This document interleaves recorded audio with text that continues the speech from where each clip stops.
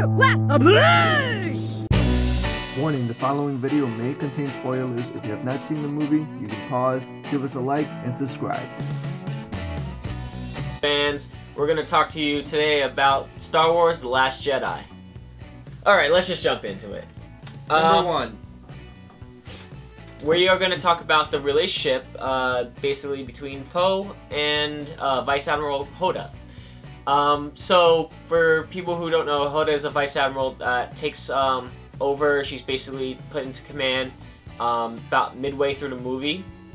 And Poe has a little bit of a problem with her methods and kind of questions her leadership. And I thought this was an interesting dynamic in the film. He was kind of that rogue Han Solo Jr. Han Solo, kind of Luke Skywalker from the first movie, kind of. He's Han Solo Jr. He's Han Solo Jr. That's all I got. Yeah. That's all I got out of it.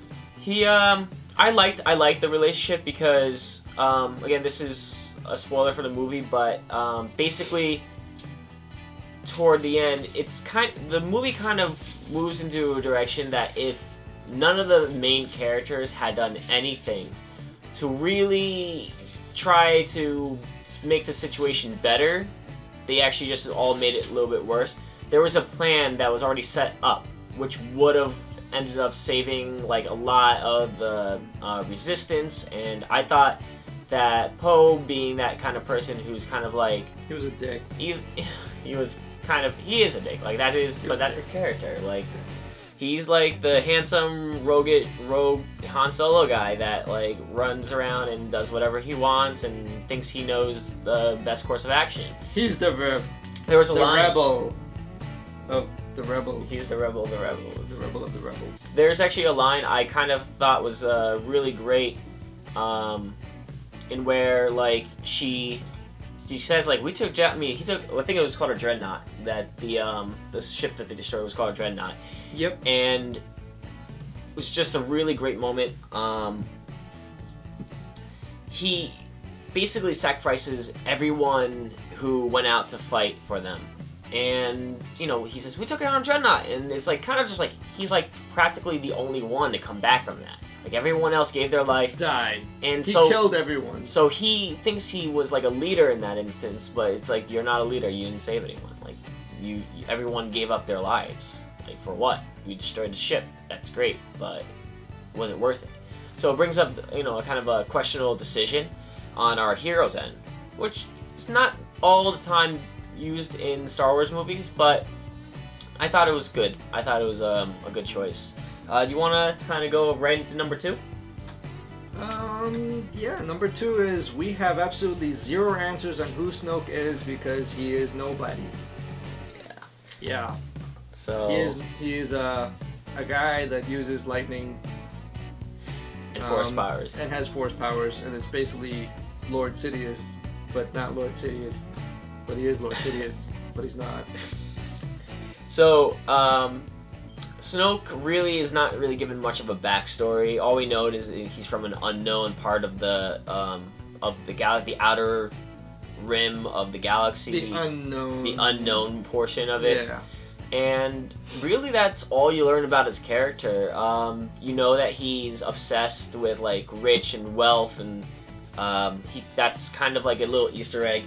Found out that his wardrobe, the way Andy Serkis performed him, was that he basically dressed inspired by Hugh Hefner. Yes. You know, Hugh Hefner is someone who, like, he's like, you know, when you look at his lifestyle, it's about riches, it's about wealth, it's about fame, and I feel like those are things they wanted to kind of incorporate into the character of Snoke. But, you know, Snoke's an intergalactic pimp is what he is. He's an intergalactic pimp.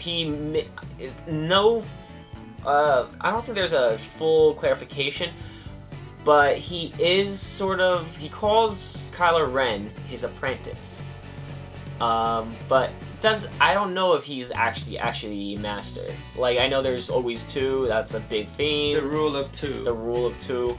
So, which they did point it out because he's supposed to be the master, but how the hell is he a master? Who the hell is his master? Again, spoiler, he got just pulverized like very quick. Like there was one good scene with him, and then that was it. Like I didn't really find it really engaging, and I think there was zero fight against Snoke, and that was the end of it. It was like, okay, how here's Snoke, and then you know it's over. That's it. Done. I think that was a hidden, you know, like a kind of a miss on Star Wars. There's a lot of misses in this movie. I thought, overall, my opinion of it, I thought the movie was good, but well, let's get into the next miss, which is basically Rey is Jon Snow of Star Wars, and she knows nothing. Rey knows nothing. Rey knows everything. Rey knows how to do everything with very little to no training. Yeah. So this was, it was touched on in The Force Awakens.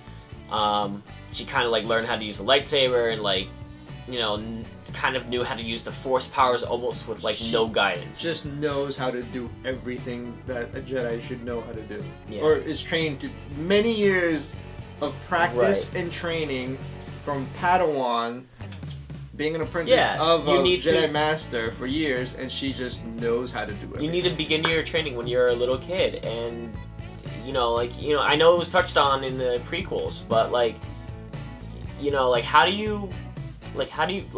that's probably my biggest question is how does she know how to do all this stuff without actually, you know, having anything really sought out about her. Like, there's a problem I have, which is that, I mean, it's a good and a bad. She's basically a Jedi Master without being any of the training whatsoever. The whole thing. It's like she just uploaded everything as soon as she grabbed the lightsaber from The Force Awakens. Yeah. Which I guess it got awakened on her. Yeah, something's in me. It's awakened. I don't know. So, just going back to Rey's parents for a sec. So we found out that Rey doesn't have really any, you know, important parents. They say like there are two people who basically sold her because they wanted to drink, and it was a bit of a, you know, kind of like a letdown. I know that a lot of the people on the internet have theories about who her parents are, and one of the things they were all shut down. They were all shut down. A lot of people thought it was like maybe Obi-Wan, maybe like. It's Mark Hamill's, Luke Skywalker's, maybe a secret child. I don't know. She's a bastard child. She's a bastard child. So like, you know, like she is Rey and knows nothing. Yeah, she knows nothing, and like, I don't know. I guess we'll learn more. I mean, Kylo Ren was the one who kind of like told her this, and I like the fact that you could become a Jedi, or you could like be such strong connection with the Force and not have the Skywalker last name like attached to you. Like, you don't need to be connected to the existing storyline. I mean, I see where they're going as far as they're stepping away from, because everything in Star Wars is always family drama and family related and family this, and like basically they have a bad cousin somewhere here and there. Yeah. And I don't know, like, I think it's nice to know that, you know, I'm not special in any way, and I could end up having amazing powers because... I have a high count of midichlorians. Well, unconfirmed in midichlorians is a reason why she's so strong. And I do not at all look at the prequels. She has midichlorians. The only good thing that come out of the prequels was Darth Maul. That was it. Darth Maul is the best thing that ever came out of Star Wars, period. Besides Darth Vader. Besides, well, I mean, besides... honestly, I think Darth Maul is cooler than... Well, yeah, like the last 3 minutes of the film when you find out, oh, hey, look, he's Darth Vader. Oh, awesome. Yeah, he is a very underused character throughout the whole Star Wars. He's great. So moving on to number 4 is the new powers. And we're going to talk about... Do you want to talk about the first one? Do you want... Leia as a Jedi? Leia is not a Jedi. But we have established that we've always known that she's Force sensitive because she's always kind of connected to Luke at all times and always feels if he's in pain or in danger or is afraid. They have that type of connection, I guess you could say, through the Force. But we've never seen Leia actually use the Force itself like a Jedi would. There's been maybe a few instances, like in the prequel, not prequel, so what am I thinking of? The doesn't original trilogy, when she like kind of knows something's wrong with Luke, or like where Luke Right, is. that's the Luke connection. But Right. she's never actually made things float or caused a shield over her, which basically kept her alive in outer space. Yeah. Oh my god, like, I mean, I was like, alright, you're She used the stretching it. Force. I actually, and I know, like, rest in peace, Carrie Fisher, but I would have, like, if they ended up killing her character right then and there, I mean, I think that would have been, a sacrifice. Like, it pulls you into the movie, makes you feel like, oh my god, this person that It would have been like a been Yando with. ending. Yeah, like, it would Like a teary-eyed, you know, yeah, she's it would be freezing like in space. she's freezing in moment. space, and it's kind of, Yeah, it's why- like a Yondu moment. I thought she did die though. Like I thought there were rumors that she was gonna die in this movie because, well, I mean, they're not gonna CGI her or anything out of respect for her. They've all confirmed it. J.J. Abrams has confirmed that they will not CGI her. So, Yeah, So how are they gonna just? I think if my opinion, I mean not my opinion, I'm thinking this is what they're gonna do. They'll start the next movie at like the funeral of Princess Leia. I think it's a great way to kind of like honor her, both as Carrie Fisher and as Princess Leia.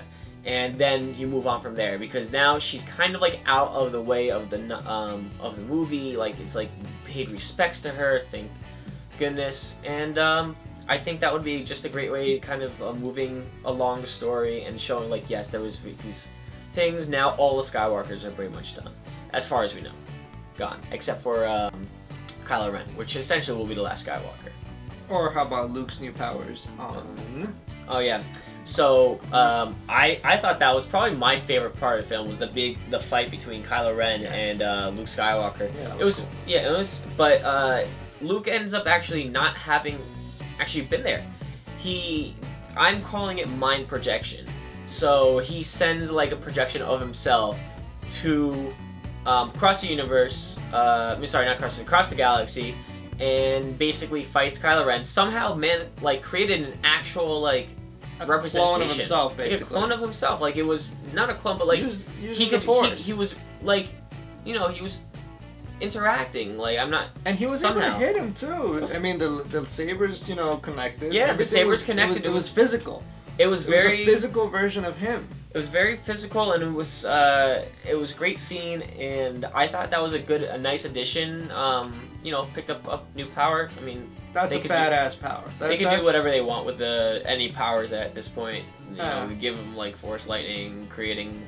I mean, I know that the whole force is you could maybe potentially create life. Maybe he found a way of like somewhat doing that. That's a point that they've always said, that lightning usually is connected to the dark side of the Force. But then we have Master Yoda coming out of nowhere and use one of the elements of Force lightning. Yeah, and he actually popped Luke on the head with his cane. So Yeah, physically. he's like physically. He's physically there, which actually that was probably the first. We could be physical even though we're not physically there.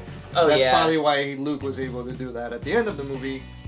Which I mean, it's funny because you could look at the original trilogy, and some of the funny things is like you'll see like Obi-Wan Kenobi sit down on something, and like maybe he's not falling through it, like he's a ghost, like if you're a ghost then you're gonna fall through it. I mean, so maybe they were That's like true. kind of elaborating on that, or saying like how can he be sitting down on a piece of log or like a stump or something like that if he's a ghost, and like. So I'm not sure how much I guess maybe we'll learn a little bit more. They evolved on it. I mean, Yeah. they definitely, Moving on to number 5, it's kind of actually kind of between Kylo Ren and Rey. We don't know really what they have in common with each other. There's not really like they both knew Luke Skywalker. That can't just be it. they're twins. Maybe they're. Oh my God, that would be like the biggest mind blow They're twins. in the world. They're twins. Han Solo's her and dad. then Kylo Ren goes, "You are my father." I mean, you are my brother. Yeah. I mean, sister, whatever. Just go back to the old school Star Wars. Luke, Leia, Rey, and Kylo. Except that they're not good. Yeah, and One's bad, one's good. yeah, and And Snoke did elaborate on this, that if the stronger you get, the light, there will always be an equal that will come in uprise, basically. Yeah. You know. Yeah, I mean, we'll see what happens in the next movie. I think it was very... It's part of Star Wars. They have to be related somehow. Yeah, they have to. Maybe they'll be related somehow, or... I don't know. I mean, there is this, like, moment where she says she saw, like, into his mind or into the future, and she said, like, I saw you and you did not bow. You will not bow before Snoke, and you will turn. Now, the first part of that actually ended up happening, and then after that, he didn't really turn. He's still technically, you know, on the dark side of things. He is on the dark side. He took over the entire empire. Well, I feel like it's unfair. Like, it's unknown right now. Like, I was almost expecting that twist in Return of the Jedi. There's just a lot of similarities between this movie and Return of the Jedi. But, like, when they're in front of Snoke, this almost 100% resembled when Darth Vader and Luke Skywalker were brought in front, and basically Palpatine says, I'm going to, like, basically, I'm going to train you in the ways of the dark side. And it's basically saying, like, well, yeah, Darth Vader, like, you know, step aside, like, he's the one I'm interested in now. And I almost felt like they were going to go that direction in the movie, where it was like, you mean the same exact thing that happened in Return of the Jedi, where Darth Vader brings Luke Skywalker, and then in this scene, it's Kylo Ren that brings Rey to Snoke, so but I was thinking that, movie.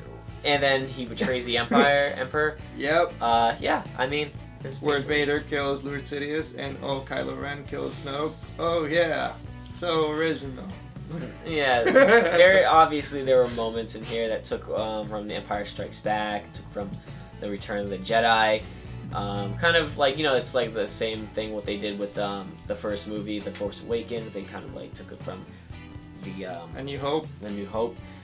6, which is kind of like the relationship between Luke, Rey, and Kylo Ren. So it's like, again, it's like it almost is like number 5 as well, but it's just kind of like Luke is kind of fearful of Kylo Ren, and he's fearful of Rey, and, you know, fear leads to the dark side. So it's just like a concept I thought was interesting, and he kind of had to overturn it and become something, you know, more. He had to learn his final lesson in a way. He had to, like, not fear the dark side and understand. So Luke is the shittiest Jedi in history. That's what I got out of it. Luke is the shittiest Jedi Master. Well, he is the only Jedi now. That's why it's called The Last Jedi. Yes. He won the race of the Jedis by being first place when there was only one placer. In the last in the entire universe. Maybe that's what The Last Jedi actually means. Maybe it's the last Jedi in the race. Like, oh, you're the only Jedi, but it's because you're the last Jedi. There's no more Jedi Masters. That's established. Oh, yeah. No more Jedi Masters. So, just moving a little bit forward with this, we have Luke and Luke's training that he gives Rey. The magical 3 lessons. The magical 3 lessons. I can't remember all 3 of them, honestly. I have only seen the movie once. Become a Jedi for dummies. But there is something that was interesting. So she's learning about the Force and all the powers that come with it and what it is. And I like how he defines it. He says it's a balance between everything. Like, you feel hot, you feel heat, you feel warmth, you feel happiness, you feel sadness, you feel calm, you feel violence. There's always good, there's always bad. There's always good and there's always bad. It's a big theme in the movie. It's always been a big theme in the movie. Luke gives you these lessons, and it reminded me very much. It was 3 lessons. He's like, wake up at dawn, I'm going to teach you it, and it's going to, like, take a day. There's a lot of similarities to, like, The Empire Strikes Back when he goes to see Yoda and, like, basically stays there for, like, a week. It's like, I'm learning everything I need to defeat the Emperor, and you are... Or how about Luke is basically this old kook like Yoda. He basically turns out to be Yoda, the old one, which is just... He not actually is Yoda. He has a lot of the same teaching methods. He's, like, not interested at first. He's basically the new Yoda, but not Yoda. Yeah. But, you know, moving on, like, to number 8, actually, I want to actually address something I was really interested in. and I think backstory is the backstory between Luke and Kylo Ren, and like it's really weird how they kind of kept going back to it, like just tell us what happened, and you first hear it from a perspective, a certain point of view. From a certain point of view. From a certain point of view. And then you hear it from Luke, and Luke says like I saw the dark side, I saw fear in Kylo Ren, and I saw something in him that I was afraid of, and I thought I could get rid of it, and I had a moment of weakness. And it just kept going back and forth between that, and you know, I don't think that's a great reason for Kylo Ren to turn to the dark side. Now we'll like, number 9. Number 9. The love story. Finn and Rose. So Finn and Rose, I did not like. Where was the love story? There was no love story there. Where was the love story? There was nothing. I like. We went on a mission today, and we went to a casino and messed everything up, and now I'm in love with you. You know, I like it. It's kind of giving you a lot of exposition on how the First Order came to be, and I think that was the reason why they kind of went with it, because they wanted to show like these are the people who basically are selling weapons to the Emperor, into the First Order. Right. So like I think it was it. So what does that have to do with a romance? No, it doesn't have nothing to do with romance. I think, though, that it gives you exposition, and I don't think there was a love story there, and I think that was zero love story. It was that literally was a big thrown in there for no reason. There was a problem there, and there could be even a problem with, I mean, could there be something between Rey and Finn? I know that's been a huge fan theory. There was that scene where Finn was there over Rose, like all worried and stuff, and Rey just gives like this look like, what is that lady? Yeah, like I feel like it's like you're my friend, like you're my booty. You're my booty. It's like, but she had that that look kind of says it all. But Finn was there also really worried about Rose, and apparently now what? He's in love with Rose. I don't know. There was that one kiss, and just like backtracking a little bit with one of the things they mentioned in the movie, or a big scene, is they're in the on the Salt Planet, and they are traveling through, and Finn's about to give his life to destroy the big wall that basically I mean, not big wall, the like the mini sound cannon or mini something. Death Star. Yeah, the little thing that's like I forgot what it's called, but it's the thing that it's not a Star Killer. It's not a Star Killer, which was actually very nice to see. No Star Killer. Base, no Death Star. The worst they had was like the Dreadnought, but that was destroyed in the first like 5 seconds of the film. But the last number 10 is Porg or no Porg. Porg. I am WTF. Porg. Cuteness. I mean, what is? I mean, I'm pro Porg. I'm just gonna put that right out there. I'm pro Porg. I would eat him. I would eat them. I'm sorry. I would put barbecue sauce on them, and I would join Chewie on eating them. I like them. Owls are one of my favorite animals, and they kind of remind me of Chewie like into a princess. He's not a princess. We have one. Look, we have now Chewie with. If Porg. Disney wants to get rich by selling stuffed animals that look like owls, then let them do it. But we're gonna see a little action figure, and the accessory is a tiny ass Porg. What is that? Little Star Wars fans will want those things. Oh my god. It's Hey Moana. It's not Hey. Maybe it is Hey. Yes, but it is. It's a little tiny. These were cuter.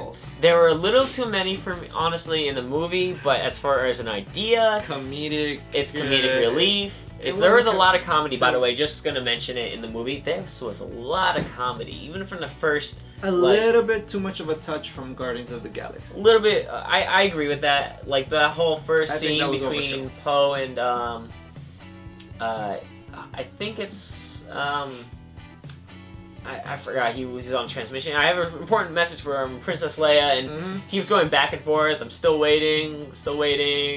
Are you on me on hold? Yeah, I can hear you. That's right. Like it was like a little too much with the joke, but like I get what they aimed for. It was okay, the stalling and stuff, but it was too much Guardians of the Galaxy input. But I'll tell you, we have Guardians of the Galaxy for that. Yeah, we have Guardians of the Galaxy. Star Wars needs to stay Star Wars. I would love to see a crossover if that ever I happened. would not want to see a crossover. For Star Wars and the Galaxy, it's I like, would what not is this like place? to see Ooh, a what are these laser swords? Oh my god. By the way, original Easter egg. Easter egg. But we're gonna wrap this up. One of the things I wanted to just mention at the end here, one of my favorite scenes visually for the movie, was that scene that Vice Admiral Hota, they're allowing everyone else on the transports to escape. She turns the ship, goes right into hyperspace. It cuts through all the ships, straight through. Yep. And visually, I was like, okay, you know what? You've had the Death Star Club, you've had this Star Killer base. Now you have no big base, but you have this ship, and oh my god, like literally, I was in the audience, everyone just started clapping, like they were so happy. And that Hota died. That Hota died, but that scene was literally like the silhouette of it was so good visually. And that was another thing we were talking about the movie. Visually great. Visually great. Visually entertaining. Plot had a lot of holes in it. In my opinion, it's my least favorite Star Wars movie of all time. I'd rank it, I think honestly, in a top 3. I think it comes, maybe actually 4th. Like it goes Empire Strikes Back for me, Force Awakens, I'd say maybe A New Hope, and then this one. I would say... And this is not including anthology films. Empire Strikes Back, Return of the Jedi, and that is all. No prequels. No prequels. Never. We hope you enjoyed our video, and go see Star Wars: The Last Jedi. Regardless, the performances were great. It's worth a watch. The visuals are great. Worth a watch. Few holes with the plot, but you'll enjoy it.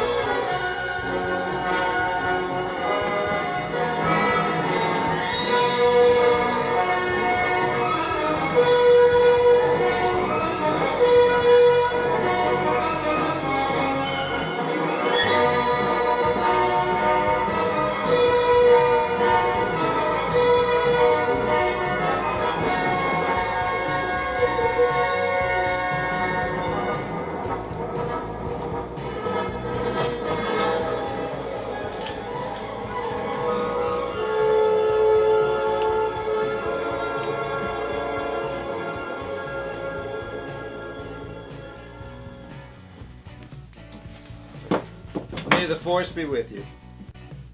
If you enjoyed the content of our video, hit the like button and subscribe so you can stay updated with the here and now in the superhero world.